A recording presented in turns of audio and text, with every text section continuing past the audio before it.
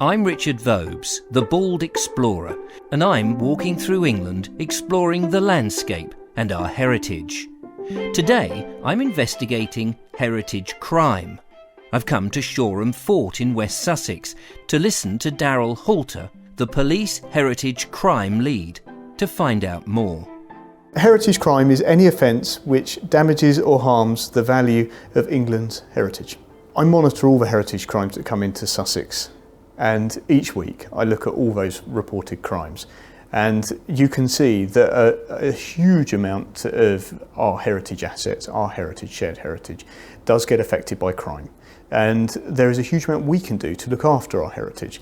A large important part of my role is going out to people and talking to them about heritage crime, looking at education and prevention, and really pulling people together and asking them to report heritage crime. I think there is a lot of apathy around heritage crime. A lot of people don't realise that heritage crime is crime. Okay, so all the things that we would look at, the police ad is day to day, it is applicable to our heritage.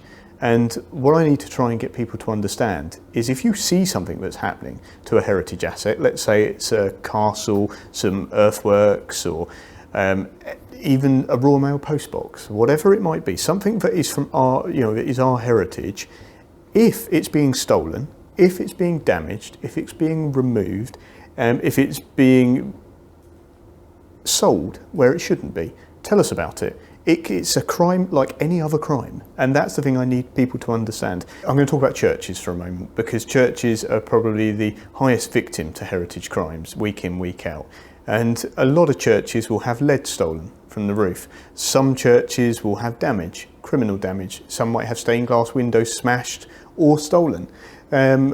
All sorts of things, unfortunately, heritage related, happen to our churches.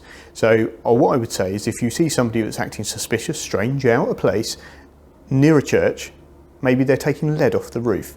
Maybe they're hanging around there late at night, you think they might be trying to break in. Maybe somebody's trying to steal an offertory box from inside the church, but in doing so, they're damaging the building to get the box out the wall. Another example of that might be, let's say, a local castle or a fort or something similar to that having graffiti sprayed, daubed up the side of it.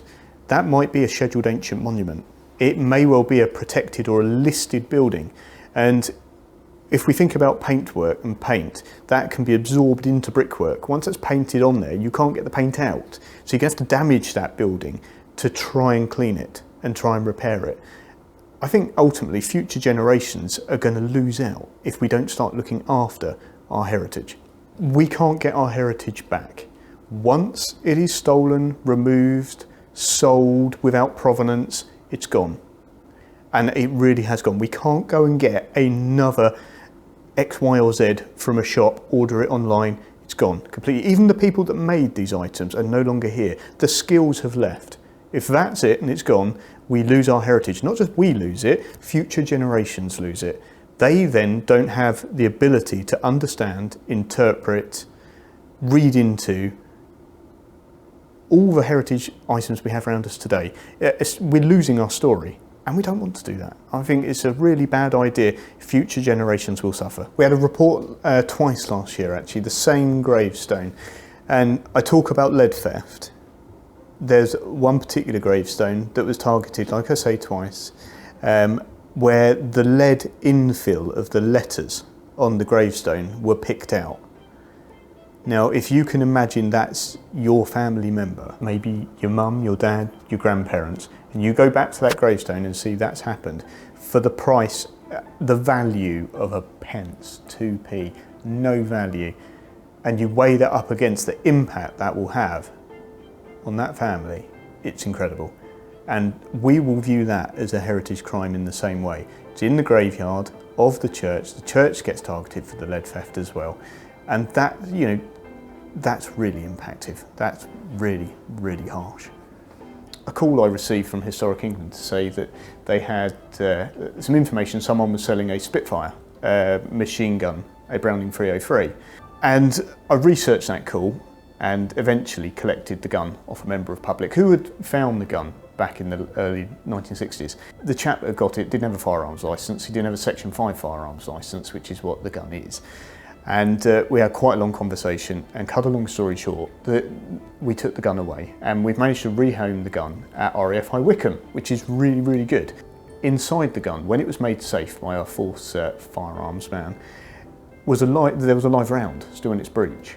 And I want to talk about firearms and ordnance because it is an issue that I don't doubt that there is more firearms and ordnance still in people's houses left over from World War II. We get regularly calls to say that people have found ordnance, but also ordnance comes up all over the place, and I want to kind of get across to people, it is dangerous. If you find it, call the police. Don't even touch it. You do not know what state it's in. You do not know if it's live. You might be out and about, walking around and actually find bits of ordnance up on the downs. And if you do, don't touch it, call the police.